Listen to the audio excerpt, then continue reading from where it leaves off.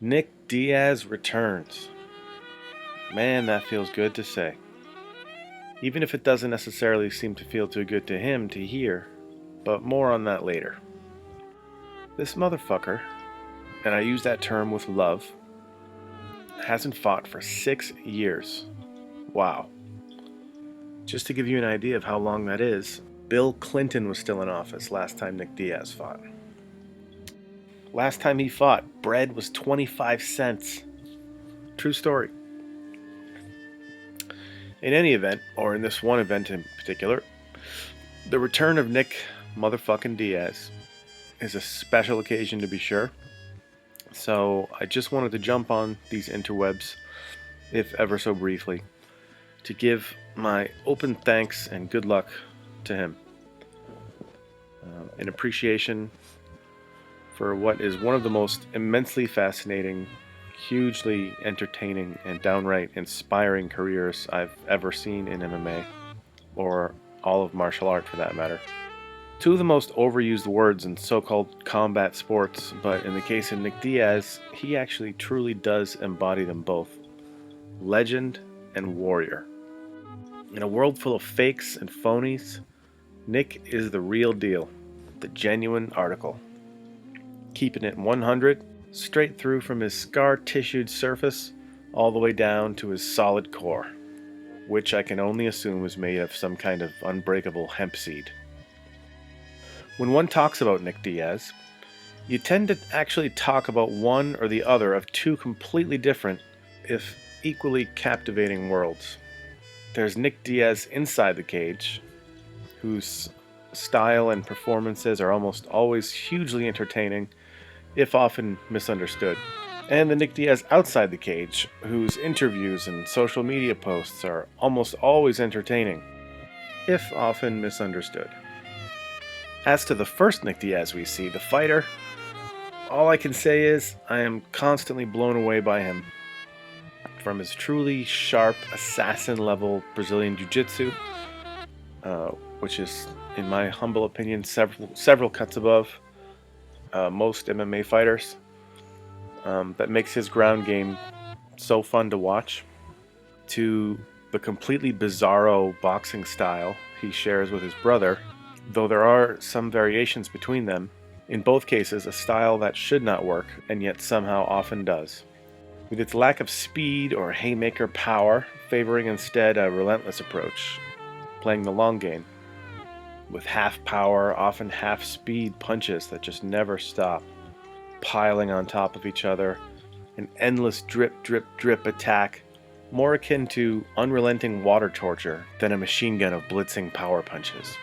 Nick Diaz takes otherwise fast, athletic, often stronger strikers, and somehow sucks them into his strange vortex of quicksand, then slowly drowns them over the course of rounds with seemingly infinite cardio and body punches, all backed up by a seemingly uncrackable adamantium chin. It's a beautiful thing to watch. Now, as for Nick Diaz the person, well, it's hard to say, because how well can you really know a guy that you don't know? We get glimpses, but it's hard to know a man without knowing him. That said, it is kind of funny and kind of heartwarming for the most part, seeing a lot of the reactions this week from people about Nick and how he seems unmotivated or sad leading into this fight and wondering if something's wrong. So for what it's worth, from one random old school Nick fan anyway, I'm like, you guys must be new here, huh? This is Nick before literally every fight I've ever seen him in, going back 20-ish years. If anything, I think he mentally looks actually a little more stable and less worrisome than usual, but that's just to my eyes. Now, I will say, one thing that does worry me a bit is the whole weight issue that popped up this week. Nick suddenly moving this fight up to 185 when it was supposed to be 170 is kind of strange, to say the least. Diaz brothers are usually pros about fitness, and making weight is not usually an issue for them, unless there's an injury or some other reason. So that is a bit concerning, but who knows? Maybe Nick just decided fuck it at the last week and pulled a star power move because he didn't feel like it.